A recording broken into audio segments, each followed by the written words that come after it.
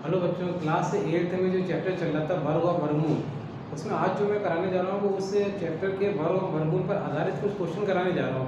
ठीक है, तो पहले तो मैंने आपको वर्गमूल निकालने की 2 विधियाँ बताई थी। एक थी प्राइम फैक्टराइजेशन मेथड, जिससे कहते हैं अभाज्य गुणनखंड विधि द्वारा। दूसरी बताई थी मैंने भागफल विधि द्वारा वर्गमूल निकालना।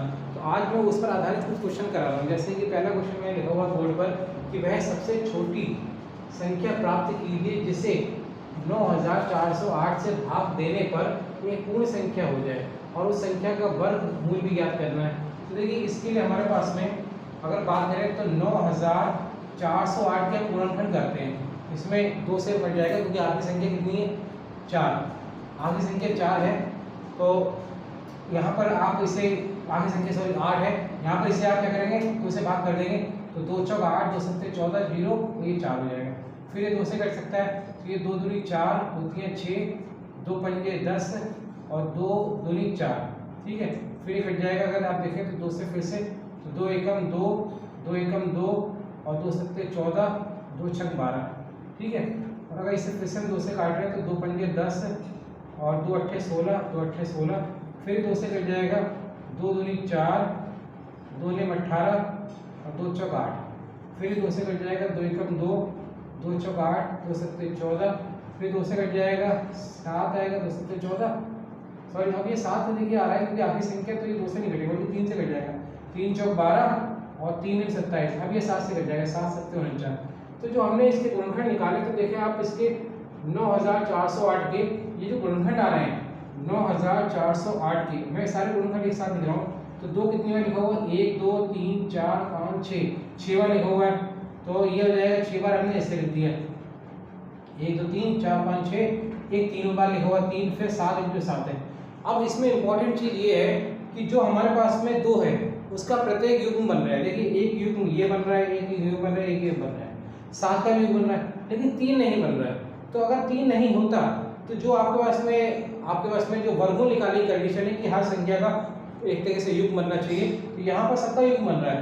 तो अगर आपसे कहा जाए कि इसमें क्वेश्चन जैसा पूछा गया था कि किस संख्या से भाग करें, तो आप कह सकते हैं इसे 3 से भाग करें। तो आप लिख सकते हैं कि अतः 3 से 9408 को भाग करने पर पूर्ण वर्ग संख्या हो जाएगी।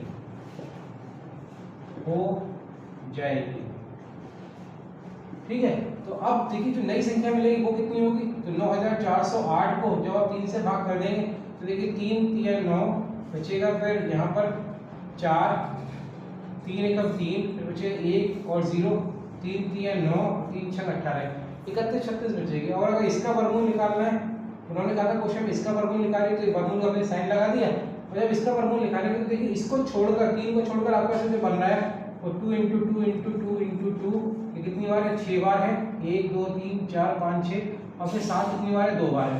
तो ये संख्या का पूर्ण युग्म बन रहा है, ये तो आप एक ही युग्म बन रहा है।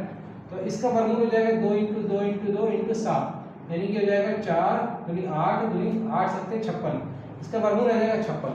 तो इस तरीके से क्वेश्चन कंप्लीट हो जाएगा। इसमें पूछा गया था कि किस संख्या से इसे 9408 को भाग करें, तो 3 से भाग करेंगे और बाद में जो आपके पास में प्राप्त संख्या आएगी तो उसका वर्गमूल कितना निकल के आ जाएगा, 56। नेक्स्ट क्वेश्चन की तरफ आते हैं। जो क्वेश्चन नंबर 2 है वो ये है कि वह छोटी से छोटी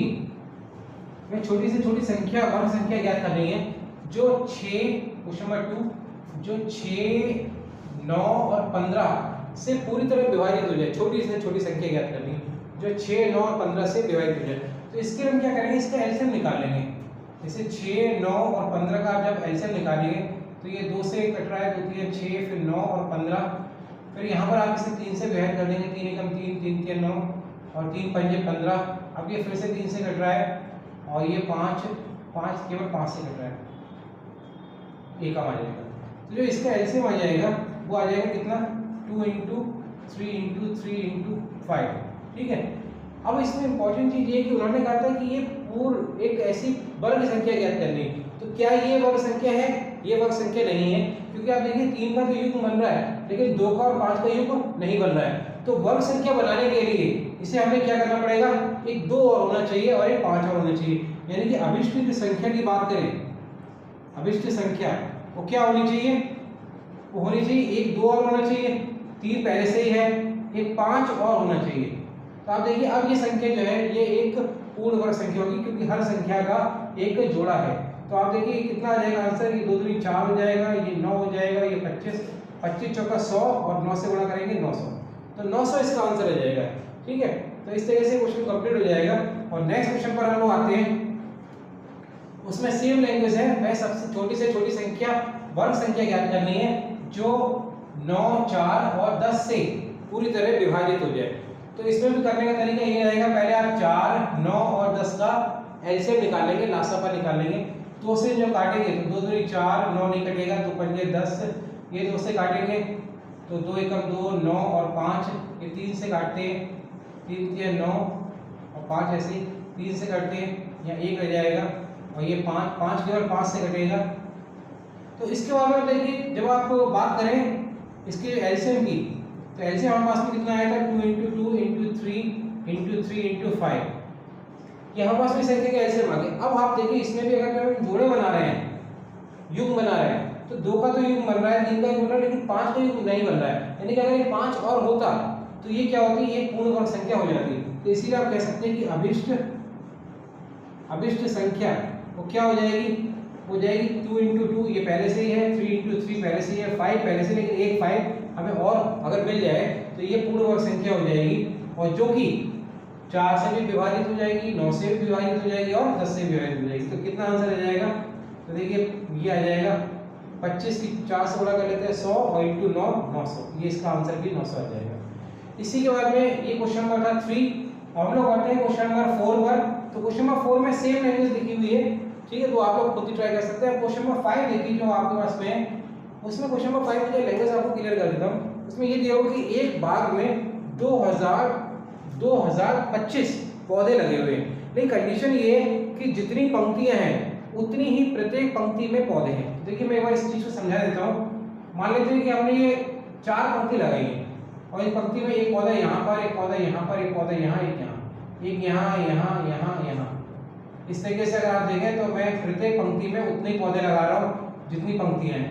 4 है पंक्तियां और हर पंक्ति में 4 पौधे। तो अगर कुल पौधे की बात करें तो 4 की 4 से गुणा करने की हो जाएंगे 16। तो यहाँ पर ये दिया हुआ है जितनी पंक्तियां हैं उतनी प्रत्येक पंक्ति में पौधे हैं। तो इसके हमारे पास में काम करते हैं, मान लेते हैं, माना पंक्तियों की संख्या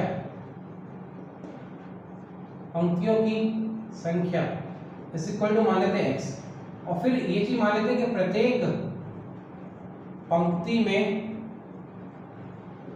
पौधों की संख्या कितनी है, ये भी x, क्योंकि ये कहा गया कि जितनी पंक्तियां हैं उतने ही प्रत्येक पंक्ति में पौधे हैं।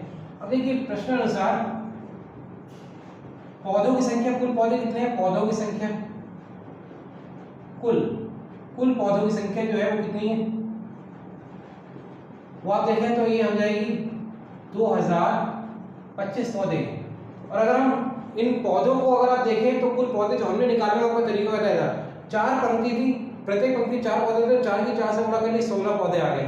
यही काम यहाँ कर सकते हैं, पंक्तियों की संख्या है x और प्रत्येक पंक्ति पौधे कितने x, तो ये किसके बराबर होना चाहिए, कुल पौधों की संख्या के बराबर होना चाहिए। तो ये आ जाएगा x² का मान आ जाएगा 2025, और x का मान निकालना है तो वर्गमूल निकालेंगे, 2025 का वर्गमूल निकालेंगे। और अगर आप इसको एक और विधि थी भागफल विधि, उस विधि से आप वर्गमूल निकालने की मैंने प्रैक्टिस करवाई थी उस समय। तो देखिए पीछे से जोड़े बना लेते हैं, 4 से इसे कर लेंगे, 4 चौक 16, यहाँ हो जाएगा 20 में से 16 जाएगा 4, यहाँ 25 हो जाएगा, और ये कितना हो जाएगा, इसको जोड़ लेते हैं 8, ये आखिरी संख्या देते हैं 5 है, तो 55 25 हो जाएगा, 25 का 5 बचे 2, 8 5 40 2 42।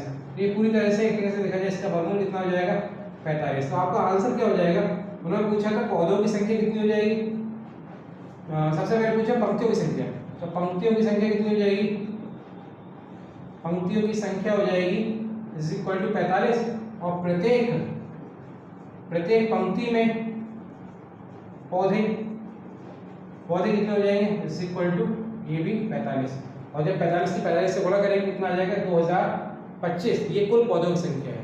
तो ये 5 क्वेश्चन जो मैंने कराए हैं ये अपने आप कॉपी में नोट करने के बाद में। तो आज के लिए इतना ही, और हम लोग नेक्स्ट टाइम पे आगे बढ़ते हैं। Thank you.